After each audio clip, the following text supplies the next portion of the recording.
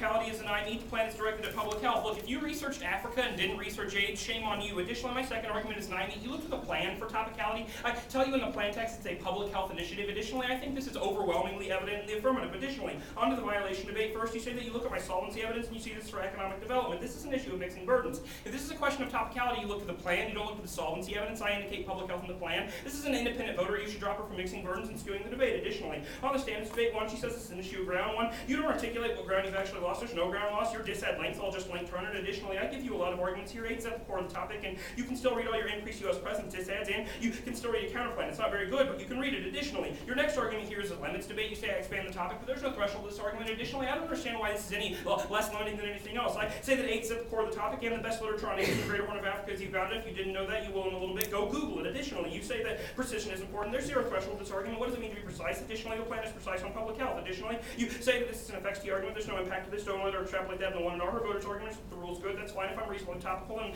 well within the rules to vote for me. Additionally, there's no abuse here, so you never vote in this argument. The dissent, please. On the dissent, my first argument is an ununique. The U.S. just authorized a ton of aid to Africa for food assistance. Keller Hall on April 15th, responding aggressively to a worsening global food crisis, President Bush has ordered an estimated $200 million in emergency U.S. food assistance for global relief efforts and to help relieve political instability in some regions. This additional food aid will address the impact of rising commodity prices on U.S. emergency food aid programs, can be used to meet unanticipated food aids and needs of Africa. I'm pretty sure this dictates the entirety of the evidence in the 1 and C, which means that we would already seen the impacts. Additionally, my next argument is an unique. U.S. has massively increased assistance to Africa and is poised to make even greater contributions. Project on April 15th, with recently increased spending levels approved by the U.S. House on February 28th for the President's emergency plan for AIDS relief. The U.S. government has now received special encouragement to triple its fight against the world's most infectious disease after President George W. Bush's request while visiting several African countries recently, where he saw the first-hand devastating effect of AIDS and regional appreciation among African leaders of America's efforts. He requested that the amount be remarkably increased to meet global challenges. My next argument is the link turn. My Robinson evidence indicates that because of the way the evangelical right works, we will continue to push ourselves forward in the global fight against, what would be everything the evangelical right hates. This means that this is inevitable in the status quo. The best opportunities to solve this is my second evidence. I tell you that the world of the status quo is recreated over and over again in order for the evangelical right to get what it wants. The best argument then is that we do the plan. The plan solves a dissad. This is 100% offense and a reason to vote affirmative under the counter plan. First, don't tell me I can't perm a non-competitive counterplan. Perm, the United States federal government will fund common social marketing programs in Uganda, and the AU will support the United States. Additionally, you say this is a severance perm. My first argument here is that severance perms are good. One, it's real world. Things get taken out of policies all the time before they are passed. My second here is the reciprocity. The counterplan alters the initial 1AC defensive plan against the status quo. The perms keep defending the plan against the 1AC shift towards the counterplan. My third argument here is the 1AC gets multiple advocacies. The perms keep checking the 1R option, defending the counterplan to the status quo. And ARF on the perm to ensure competitive equity and debatability. Onto the counterplan proper.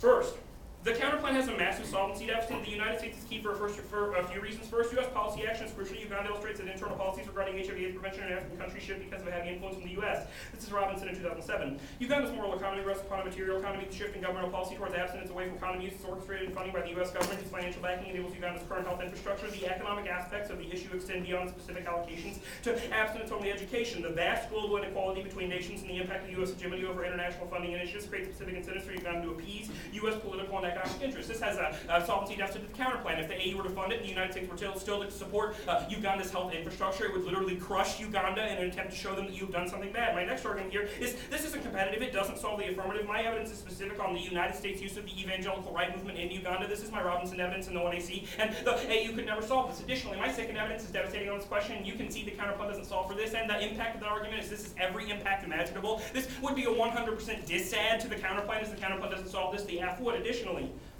I say that you have a massive solvency deficit. On the bottom. You concede a good portion of my arguments coming out of the 1AC, where my Cohen and Tate evidence and my Robinson evidence are devastating on this question that the United States has been able to do this in the past, and that condom social marketing programs are the best way to do it. My African population studies argument in 2003 says that condom social marketing programs were at the heart of Africa's U-turn, or Uganda's U-turn, towards solving its own internal HIV/AIDS crisis. The counterplan doesn't do social marketing. She reads you no specific evidence on this question. Prefer the plan for debatability and for this. Next is the theory. One, it's the conditional counterplans are a times QLD is a short game, which means that I have 6 minutes in the 1AR to make the appropriate arguments to protect my 2AR and win the round. My second argument here is reciprocity. I'm not allowed to kick the 1AC to avoid offense. The counterplan should be held to the same standard ARF to ensure fairness. My next argument here is it justifies intrinsic conservative firms. This is the only way to ensure that the possibility of morphing 1R strategy doesn't completely lock the 2AR out of the round and negate the entirety of the 1AR. And this is a voter for the reasons above and to ensure competitive equity and debatability. Don't let her kick this argument onto the F debate, please. Her first argument here is that if the United States decided to issue condoms and they got all the PEPFAR funding, you misunderstand for two reasons. They have for two reasons. First, you read no evidence on this question. If you were paying attention, you would understand that new PEPFAR provisions make sure the United States doesn't have to abide by the abstinence-only rule. You just didn't cut that card. You should have. Additionally, what's so bad about this? Like, even if she were right about this argument, my argument is that the best hope is that we give them condoms in the status quo. Even if she were a 100% risk on a non-evidence-based, non-warranted argument, it's not defense on the F. I can still win that we will continue to do condoms in status quo. Additionally, I think this is empirically denied. My non-needs in the dissent on this. Additionally, you said that Ugandan men are hostile, that culture precludes and social stigma precludes. You can extend my African population studies in 2003 evidence out of the bottom of the one I see. It answers all these arguments. It says that men and people that didn't want to use them started to use them during common social marketing programs, and my Cohen and Tate evidence, which says that the U.S. is the best way to access young people, which is everything her cards talk about. Additionally, she says that we only buy U.S. condoms, which means that we have lower levels of condoms in status quo and they aren't as good, but that's under current policies. I don't know if you were listening to the app, but the app is a straight-up critique of current policies. We should change that. The affirmative solves this argument, and isn't that benefit to the status quo? Because I'm clearly topical, because she has no dissad, and the counterplan is clearly worse than the plan, and the ass solves, you should vote affirmative.